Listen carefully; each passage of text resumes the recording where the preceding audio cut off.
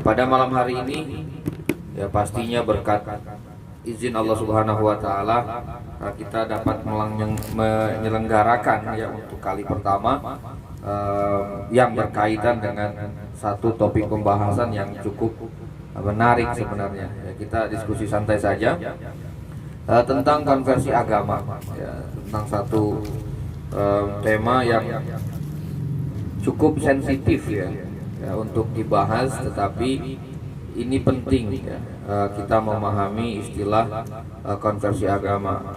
Pada malam hari ini kita akan membahas ya, kita akan berdiskusi, kita akan mencoba mengupas ya apa definisi konversi agama, kemudian apa faktor-faktor yang melatar belakangi, kemudian materi ini juga kita kaitkan ya dengan sebuah studi kasus di lapangan ya, karena ini juga saya pernah melakukan satu bentuk mini riset ya, penelitian sederhana mengenai kehidupan mu'alaf ya pada lembaga-lembaga pembinaan mu'alaf yang ada di Jakarta pada khususnya.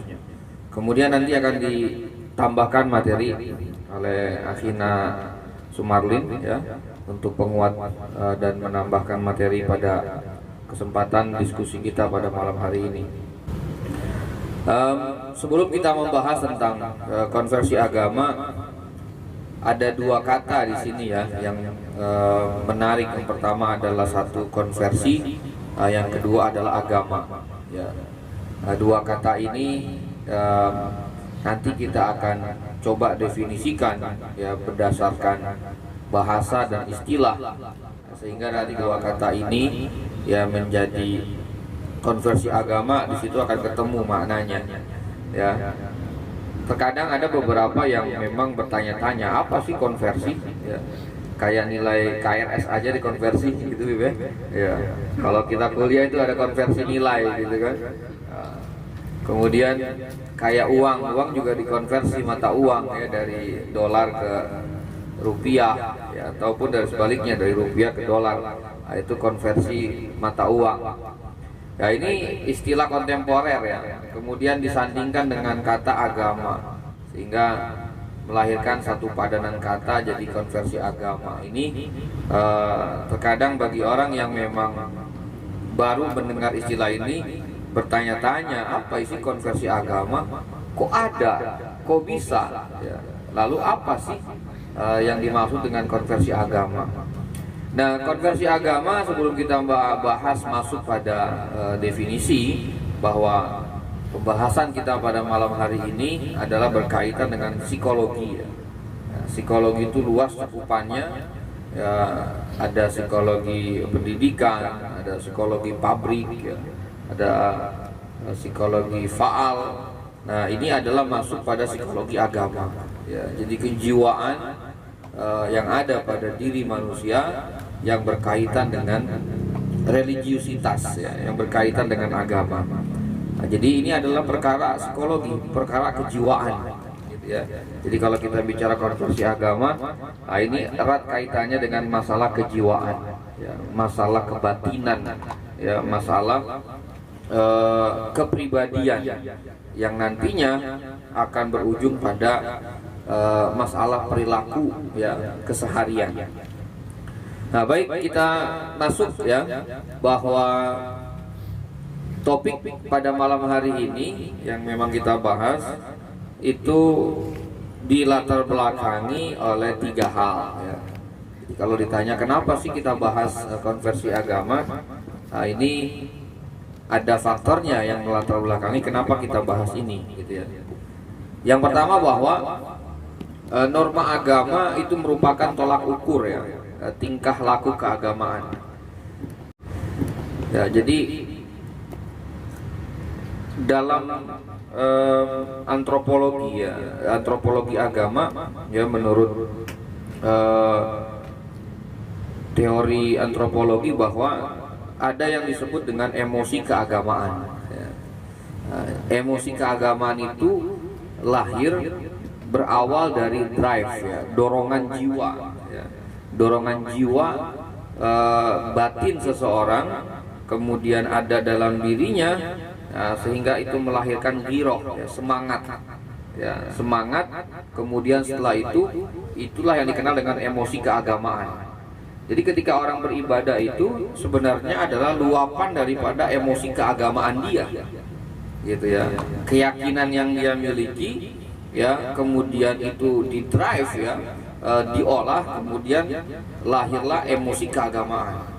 Nah, emosi keagamaan itu diwujudkan dalam bentuk ritual-ritual ibadah, gitu ya. Makanya kita ada tradisi ya macam-macam di agama kita. Ada menyembelih hewan kurban, kemudian banyaklah upacara-upacara keagamaan kita.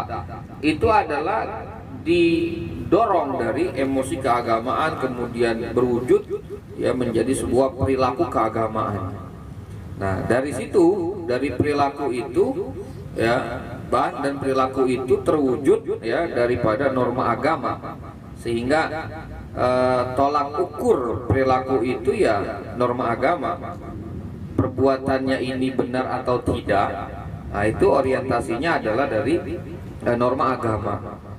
Nah, kemudian yang kedua, nah ini menjadi penting nanti. Kenapa? Karena ketika seseorang itu melakukan konversi agama, maka dia merubah, ya, norma agama, ya, dari A menjadi B, ya, sehingga aturan-aturannya itu yang dia lakukan dalam kehidupan sehari-hari pun menjadi berubah, gitu. Kemudian yang kedua, kenapa judul ini kita bahas, ya, masuk ke dalam pembahasan pertama di Diksi Sufi? Karena saat ini kita tidak menutup mata, ya, dalam realitas masyarakat bahwa begitu banyak terjadi bentuk penyimpangan terhadap perilaku keagamaan, ya. Nah, ini konversi agama ini termasuk perilaku menyimpang. Jadi kalau ada orang mengkonversi agama, ini kita belum bahas definisi, ya. Kalau ada orang yang melakukan konversi agama, pada teori psikologi agama, orang itu telah menyimpang, ya, karena dia masuk ke dalam penyimpangan agama, ya. Percaya dengan klinik-klinik itu juga termasuk penyimpangan agama. Percaya dengan jimat-jimat, kemudian percaya dengan wafak-wafak, ya, kemudian mistik-mistik, ya, adat yang menyalahi aturan agama, itu disebut dengan penyimpangan agama, ya. Kekerasan dalam agama itu juga masuk ke dalam penyimpangan agama, ya, penyimpangan perilaku keagamaan tepatnya, ya. Jadi kalau ada orang konversi agama, maka dia telah menyimpang, ya. Menyimpangnya benar atau tidak, ya, perspektif dari masing-masing seseorang, gitu ya. Nah, kalau di negara kita, ya, atau di daerah timur itu membahas, bertanya tentang agama itu sesuatu yang umum, gitu ya. Tapi pada negara-negara barat itu membahas agama itu tabu, gitu ya. Kenapa? Karena agama itu adalah persoalan yang personal, ya, private room. Jadi dia masuk ke ruangan yang sifatnya pribadi. Sebagai contoh, misal dulu ketika saya dapat short course, ya, ke Australia, sebelum berangkat itu ada yang namanya pre-departure. Jadi pembekalan sebelum keberangkatan, gitu ya. Jadi saya dibekali 3 hari itu di hotel, diajarkan tentang kultur orang Australia, kultur orang Barat. Nah, yang saya dapat di situ unik tuh. Kalau Anda nanti ke sana, ya, jangan sekali-kali bertanya 3 hal. Pertama, jangan tanya agamanya apa. Kemudian yang kedua, jangan tanya udah nikah atau belum. Nah, yang ketiga, jangan tanya udah punya anak atau belum. Nah, 3 itu haram untuk ditanyakan loh ketika kita ke sana. Ya, karena itu adalah perkara yang private, gitu. Tapi kan di negara kita enggak, ya. Bahkan itu menjadi konsumsi publik dalam pembicaraan harian, gitu. Jadi kalau di sana tuh nggak boleh nanya agama lu apaan, nggak boleh tuh kita, gitu ya. Udah kawin belum lu, gitu kan? Nah, itu nggak boleh, itu haram tuh, itu pelecehan tuh, ya. Kalau kita nanya itu ke orang-orang yang ada di sana, itu dibekali dengan budaya, ya, dibekali dengan pembekalan budaya yang berlaku di sana. Nah, Begitu juga bahwa dalam hal ini ya perilaku keagamaan ini menjadi penting ya. Nah, sehingga saat ini banyak juga baik di kalangan artis ya, bahkan jangan di kalangan artis lah, di sekitar kita juga ada yang melakukan konversi agama ya. Bahkan teman kita mungkin ada yang melakukan konversi agama ya, dengan berbagai macam latar belakang gitu ya. Sehingga ini perlu kita pelajari, kenapa kok dia bisa begitu ya, padahal gua ngeliat orang tuanya Islam kok apa di konversi agama gitu kan. Apa yang terjadi? Ini fenomena-fenomena ini terkadang kita jumpai ya dalam lingkungan kita sehari-hari, entah itu teman, tetangga, atau kerabat, atau mungkin ada orang yang pernah kita kenal ya, atau mungkin public figure yang melakukan itu ya. Lalu kemudian yang ketiga, nah, fenomena mu'alaf di sekitar umat Islam dalam keseharian. Mungkin kita pernah mempunyai seorang teman yang mu'alaf ya, kita pernah punya teman, atau mungkin kita pernah ada muridkah ataupun kerabat atau orang lain yang memang kita kenal dia adalah seorang yang mu'alaf. Nah, ini menjadi penting. Kenapa? Ya, ada perilaku-perilaku yang memang mesti kita bedakan ya, bersosialisasi dengan mereka ya, dengan para mu'alaf ya, dengan kita bersosialisasi dengan orang yang memang sudah Islam dari lahir. Itu ada hal-hal yang khusus yang memang perlu kita bedakan dalam bersosialisasi, berinteraksi dengan mereka. Nah, ini fenomena mu'alaf yang ada di Indonesia.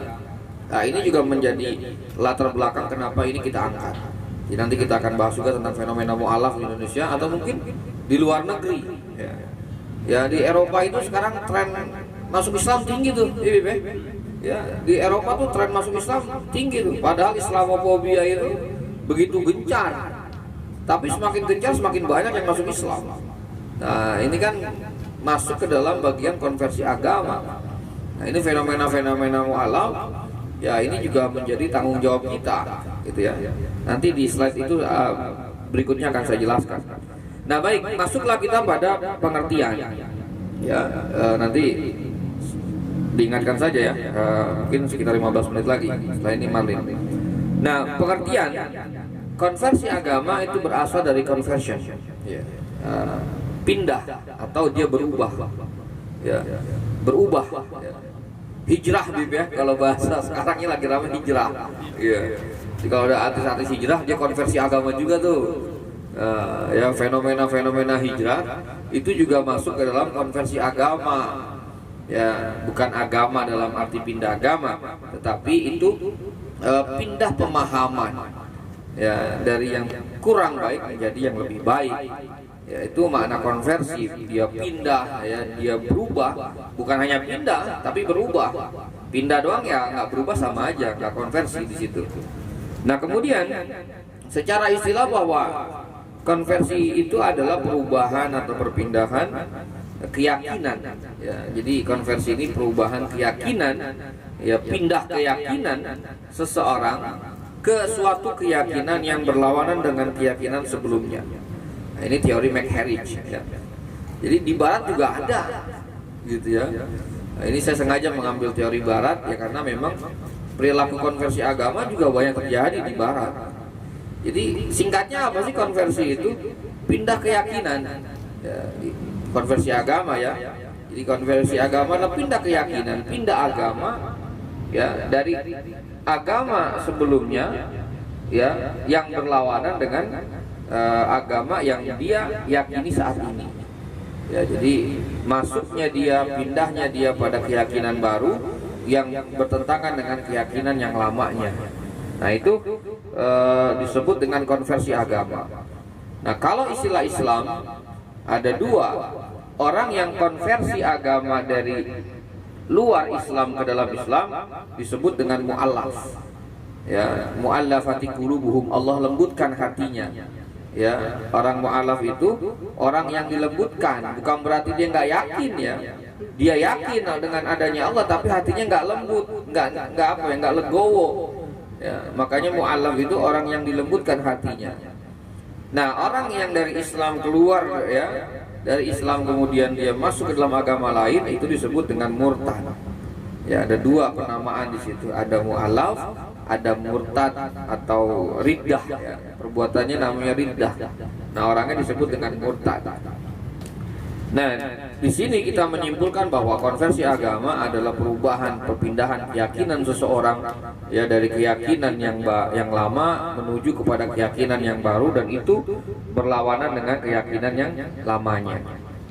Nah, sekarang kita membahas tentang apa faktor yang memengaruhi. Ya, jadi kalau ada istilah mempengaruhi secara bahasa itu salah. Ya, itu yang benar memengaruhi. Ya, jadi memang terdengar agak sedikit asing gitu kan. Kayak gini, silahkan. Itu salah tuh kalau dalam bahasa Indonesia. Iya, iya. Sila dimakan gitu kan. Silahkan, bukan silahkan dimakan tapi sila dimakan. Ya, memang banyak kesalahan berbahasa yang sudah lumrah, ya, sehingga ketika kita benar baca dianggap salah gitu ya. Nah, oke, baik. Setidaknya ada beberapa faktor orang itu bisa masuk pada keadaan dia pindah agama, ya, atau pindah keyakinan. Yang pertama menurut ahli agama, ya, itu karena petunjuk ilahi. Ya, jadi kalau orang pindah agama dalam keyakinan agama Islam, ya semuanya juga kudrat irodat Tuhan. Tapi jangan dibahas, oh Allah menjadikan dia kafir dong. Nah, itu nanti diskusi kita. Ada Habib dan tuh yang bahas tuh, ya, gitu ya. Jadi dasarnya kalau kenapa terjadi perpindahan agama secara teori, ya, oleh ulama-ulama mengatakan, ya itu pasti dasarnya adalah ya udah kehendak ilahi, gitu kan. Tapi selesai sudah diskusi di situ, ya, itu petunjuk ilahi. Nah, kalau dalam agama Islam orang yang pindah agama ke Islam, maka dia telah mengikuti fitrah keagamaannya. Ya, tadi sudah saya bacakan ayatnya, kan? Faqim wajhaka lid-dini hanifa. Jadi fitrah keagamaan lah, ya, yang dia tuntun, yang dia kembangkan, yang dia pupuk sehingga dia menemukan jalan yang benar. Lalu kemudian yang kedua, ya, terjadinya konversi agama di sini karena terjadi konflik jiwa. Ya, ini menurut para psikolog, orang ahli kejiwaan. Jadi ada konflik jiwa, ada pertentangan batin dalam dirinya, ada banyak keraguan, ada banyak pertanyaan, ya, yang ada dalam dirinya sehingga otaknya tuh main. Dia nggak merasa puas dengan keyakinan yang dia yakini saat itu. Lalu banyak pertanyaan-pertanyaan teologis, ya, sehingga itu menjadi konflik jiwa. Ya, gelisah tuh dia tentang masalah Tuhannya. Lalu dia mencari-cari tuh, bagaimana sih Tuhan yang benar? Ya, lalu kok Tuhan begini? Dia main berpikir, ketidaktenangan hatinya dengan kondisi keberagamaannya yang sekarang, sehingga terjadilah konflik jiwa dalam dirinya.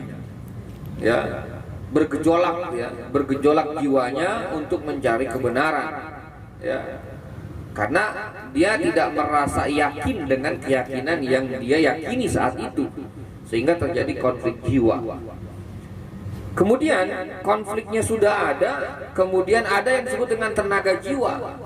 Apa tenaga jiwa? Akalnya apa, ya, menjerumuskan, menunjukkan dia pada keyakinan yang baru. Argumentasinya, ya, pemikirannya, kontemplasinya, itulah yang disebut dengan tenaga jiwa.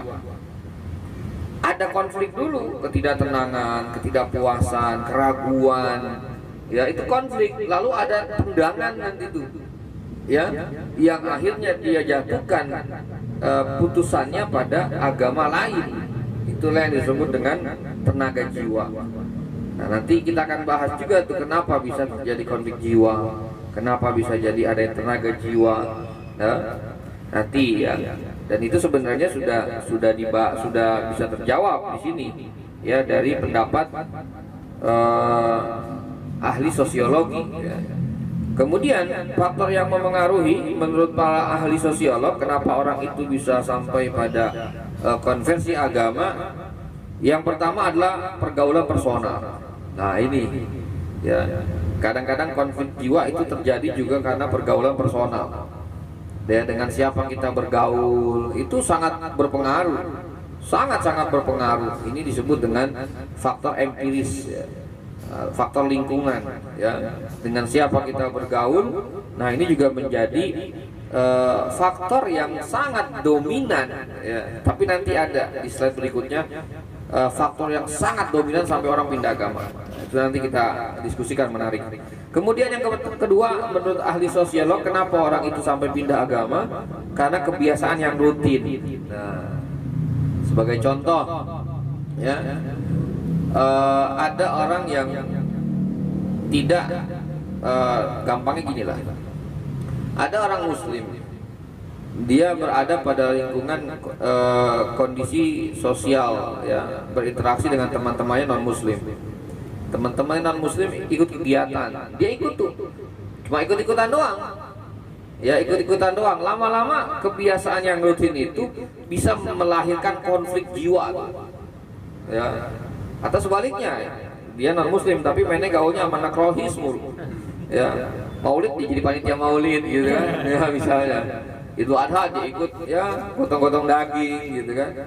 Nah itu pergaulan sosial, kebiasaan yang rutin itu bisa melahirkan konflik jiwa, sehingga main tuh ya, dia mulai mencari-cari.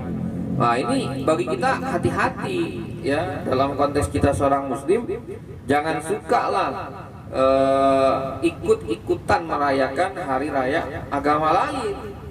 Tujuannya apa? Ikhtiar, mengambil jalan kehati-hatian agar jangan sampai terjerumus kita ini. Nggak apa-apa, cuma sekedar ngebantuin dia doang. Lama-lama ketika rutin kita bantuin, itu jadi konflik jiwa tuh ya, konflik jiwa. Tambah lagi ada perempuan ya, makin jadi di situ. Nanti kita akan bahas tuh, ada di slide berikutnya ya. Kemudian yang ketiga, menurut para sosiolog, kenapa terjadi konversi agama? Karena pengaruh anjuran atau propaganda. Nah ini, kalau dulu ya ada yang dikenal dengan istilah misionaris ya, ada namanya Snokkelgronya ya, dan banyak sekali para misionaris yang mempropagandakan ya, termasuk Islamophobia itu sebuah propaganda ya, untuk mengkerdilkan Islam ya, sehingga orang Islam merasa ragu dengan keyakinannya gitu ya. Itu bahaya tuh ya, Islamophobia itu sebagai pengaruh anjuran juga ya, dan juga sebuah propaganda. Nah itu menurut para ahli sosiolog itu sangat berpengaruh juga untuk terjadinya proses konversi agama. Nah yang keempat, ini pengaruh perkumpulan hobi. Jadi kalau kita punya hobi, kalau itu komunitas kita itu kebetulan rata-rata orang yang berbeda agama dengan kita, itu hati-hati juga ya. Misalnya ada orang punya hobi apa, main golf gitu ya, nah itu kan orang-orang atas semua tuh ya. Atau hobinya mobil gitu kan ya, ada punya komunitas mobil. Nah itu pengaruh tuh, perkumpulan hobi juga mempengaruhi nanti ya akan terjadinya konversi agama. Kenapa? Itu pergaulan personal, intensitasnya ketemunya rutin gitu ya. Makanya kita dalam keseharian kita gaulnya sama anak majelis ya, kita nongkrong di majelis, itu lama-lama kecipretan juga berkahnya. Begitu pula orang yang mainnya di comberan ya, kecipretan juga bau comberannya ya. Nah perkumpulan hobi ya, apalagi sekarang ya, banyak tuh perkumpulan hobi itu ya, orang nyari tutup botol aja ada komunitasnya ya, komunitas tutup botol Coca-Cola, tutup botol doang ada komunitasnya tuh ya.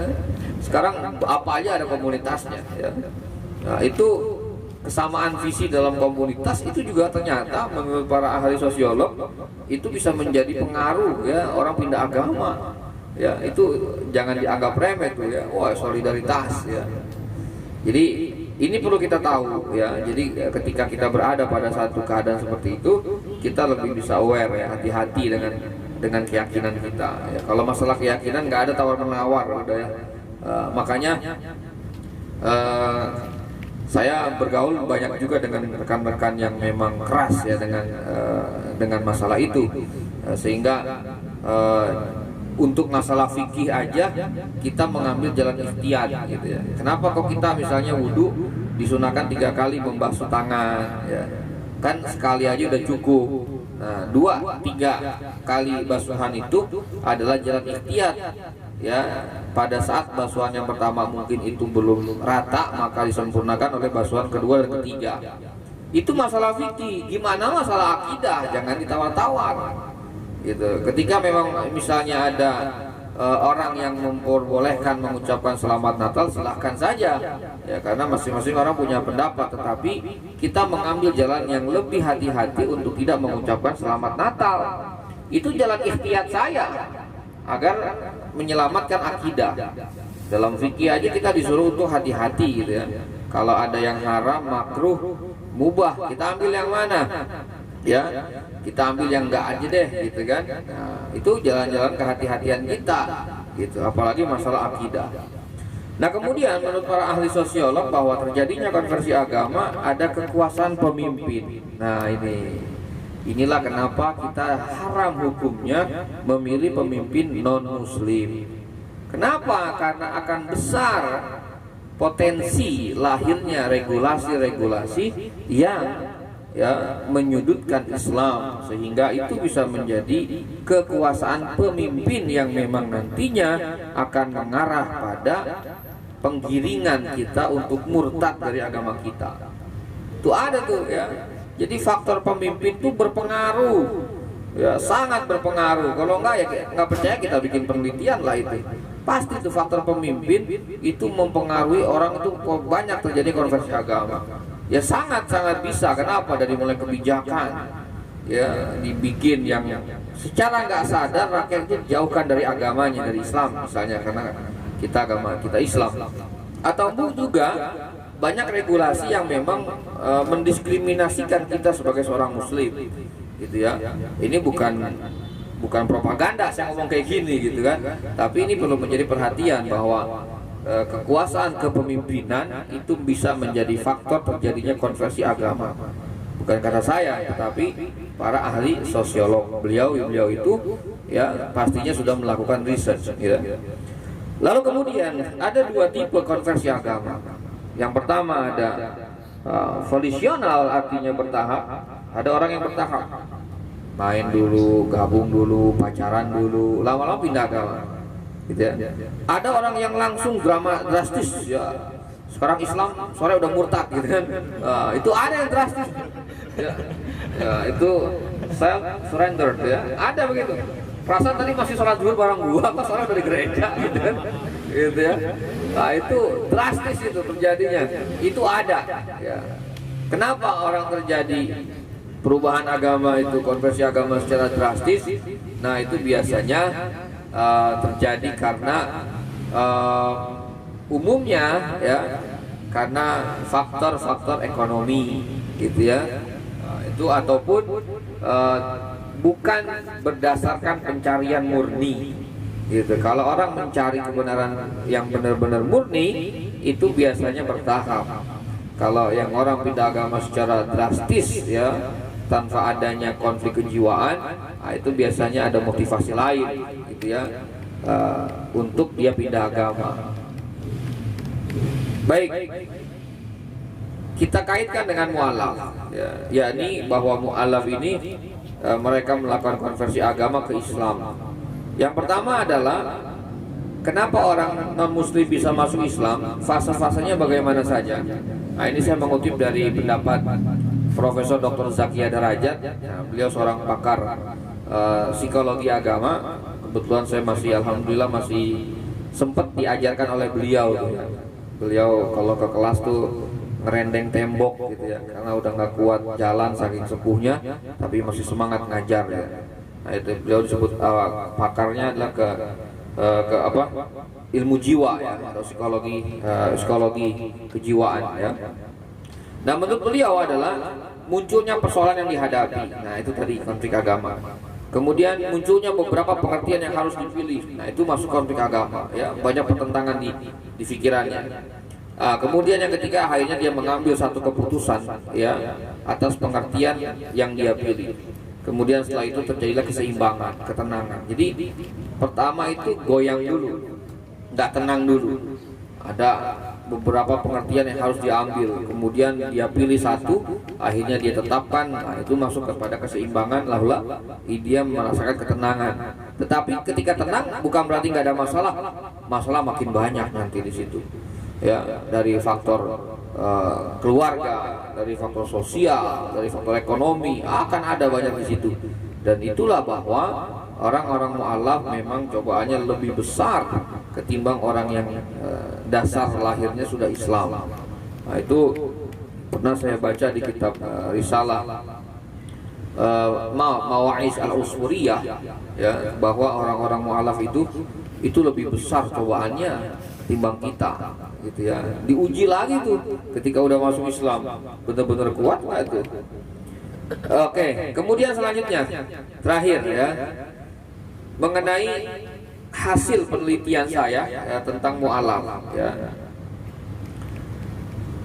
Faktor yang sangat mendominasi ya, seseorang itu pindah agama, yang pertama adalah karena dia mencari tentang Tuhan.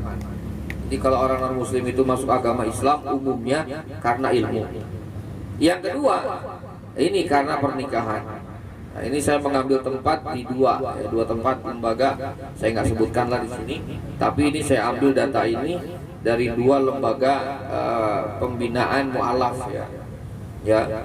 Nah, saya tanya masing-masing ya, saya buat sampel beberapa orang, saya tanya motivasinya masuk Islam itu dilatar belakangi karena satu, pencarian dia tentang Tuhan.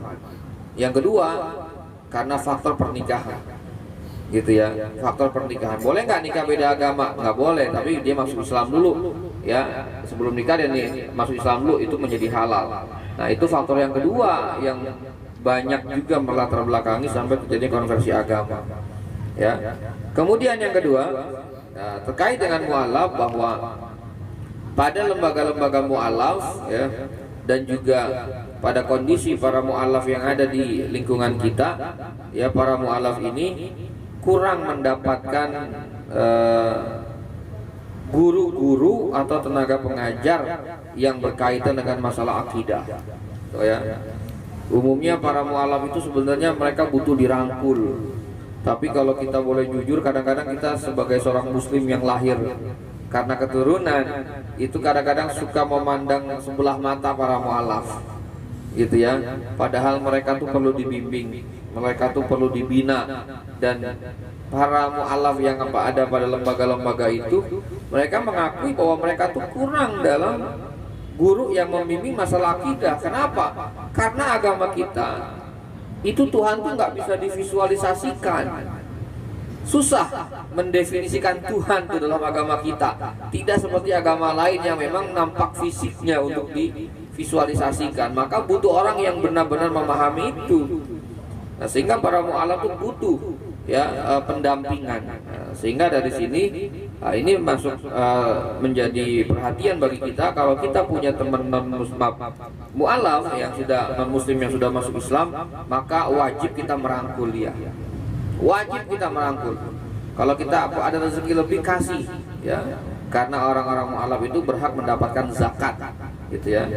Karena bagian daripada mengakui dia sebagai keluarga kita.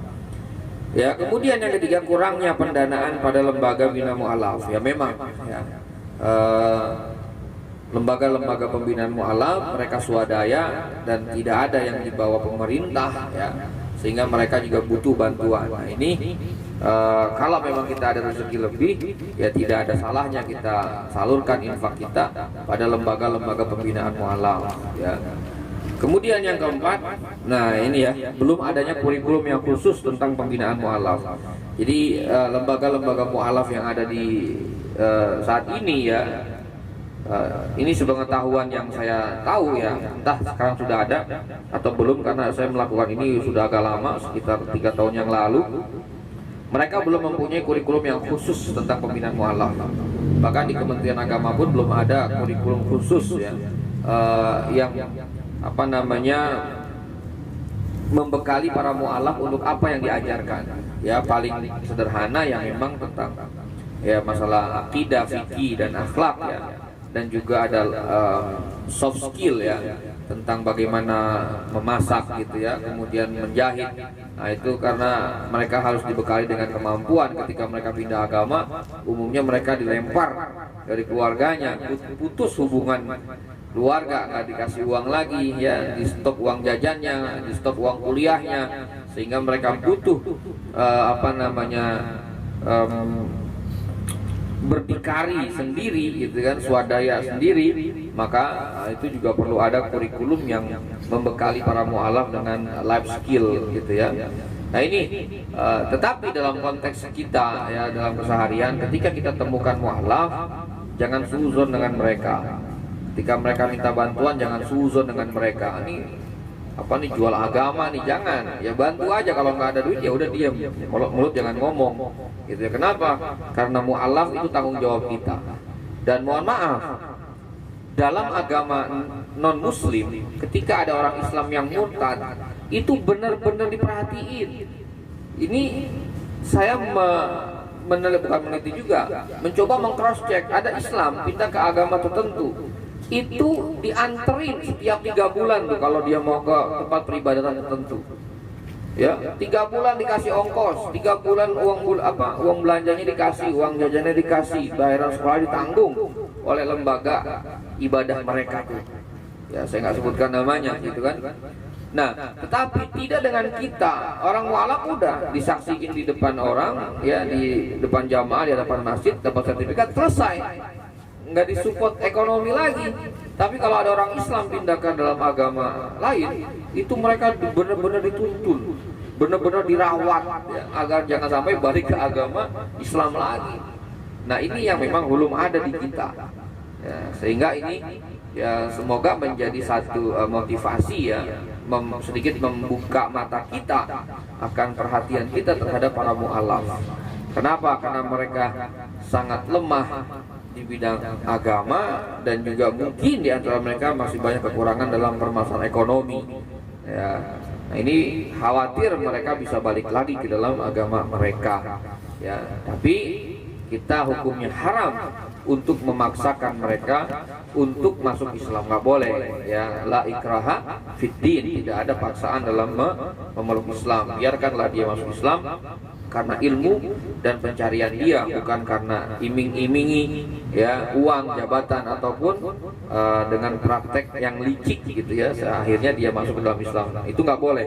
Nah itu dilarang oleh baginda Rasulullah SAW.